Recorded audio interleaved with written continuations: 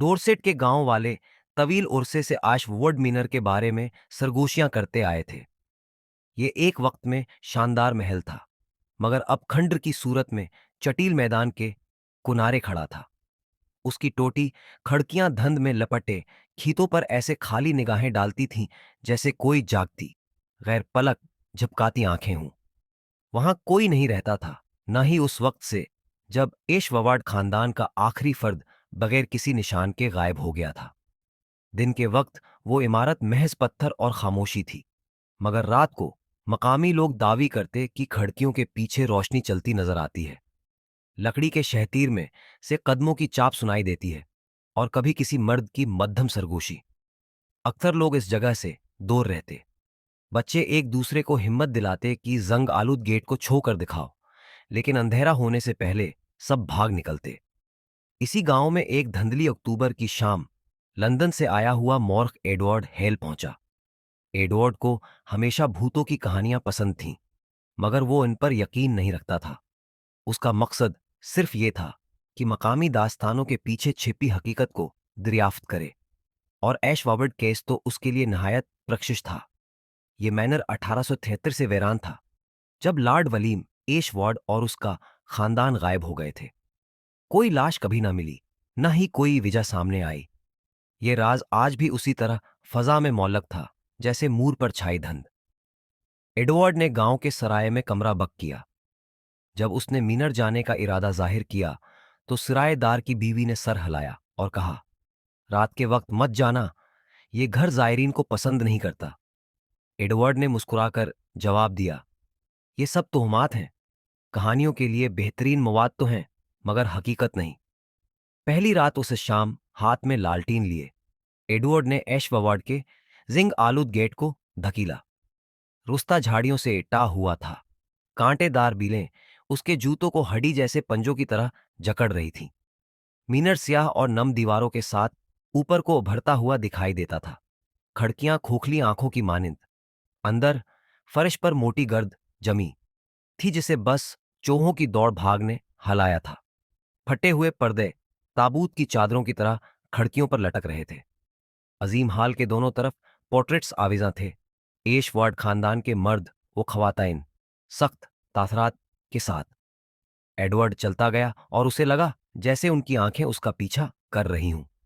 वो नोट्स लेता रहा, दीवारों और फर्नीचर के बारे में, मगर रात गुजरने के साथ साथ आवाजें सुनाई देने लगी, बिल्कुल हल्की, जैसे ऊपर की मंजिल पर कदमों की चाप। हालांकि ऊपर की मंजिल तो टूटकर गर चुकी थी। या फिर एक आह, जैसे कोई उसके ऐन पीछे सांस ले रहा हो। आधी रात को कदमों की आहट आई, सस्त भारी, बिल्कुल उसके पीछे हाल में। वो घूमकर लालटीन बुलंद करके देखता है, कुछ नहीं, सिर्फ पोर्ट्रेट्स खामोश नजरों से देखते हुए। फिर अचानक एक साया हरकत करता है, दीवार पर लंबा, गैर फितरी तौर पर खंचता हुआ, जैसे कोई पोशीदा हस्ती खड़ी हो। एडवर्ड का दिल जोर से धड़का, मगर उसने खुद को बहलाया कि यह रोशनी का धोखा होगा। उसने नोटबुक में लिखा, अजीब साया देखा, शायद टोटी खिड़की से लालटीन की रोशनी मुनाकिस हो रही है। लेकिन जब वो सुबह से पहले मीनर से निकला, उसे यूं लगा जैसे कोई उसके साथ सात दरवाजे तक आया हो। दूसरी रात अगली शाम वो फिर गया। गांव वाले तरस भरी नजरों से देखते रहे, मगर किसी ने रोका नहीं। इस बार वो टूटी सीढ़ी चढ़कर दूसरी मंजिल पर पहुंचा। लालटीन बुझ बुझकर जलने लगी जब वो एक बच्चे के कमरे में दाखिल हुआ। वहां बोसेदा खिलौने बखरे थे, एक शीशे की आंखों वाली टूटी गड़िया और एक लकड़ी का झूलने वाला घोड़ा जो बगैर हुआ के हल रहा था। फर्श पर एक पुरानी डायरी पड़ी थी। एडवर्ड ने उसे उठाकर पढ़ना शुरू किया। आबा अजीब हो गए हैं। वो रात को दीवारों से बात करते हैं, कहते हैं कि घर उनसे जवाब देता है।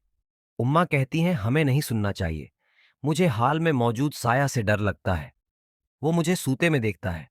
ये पढ़कर एडवर्ड का खून मंजमद हो गया। उसने अगला सफ़ा पलटा, मगर बाकी सब धुंधला और बिगड़ा हुआ था। अचानक एक सरगोशी अभरी, मध्यम मगर करीब। एडवर्ड! डेयरी उसके हाथ से गिर गई। आवाज फिर आई, इस बार कमरे के कोने में लगे टूटे आईने से। उसने अपनी झलक देखी, मगर उसके पीछे एक लंबा दबला साया खड़ा था, जिसका चेहरा अंधेरे में छुपा हुआ। वो पलटा, कमरा खाली था, लेकिन जब दोबारा आईने में देखा, वो साया और करीब था। आखिरी रात एडवर्ड जानता था कि उसे नहीं आना चाहिए, मगर तजस्सुस खौफ पर गालिब आ गया। तीसरी रात वो फिर मीनर आया, हकीकत जानने के इरादे से। घर ने उसका इस्तकबाल खामोशी से किया। वो अजीम हाल में जा पहुंचा, नोटबुक हाथ में लरजती हुई।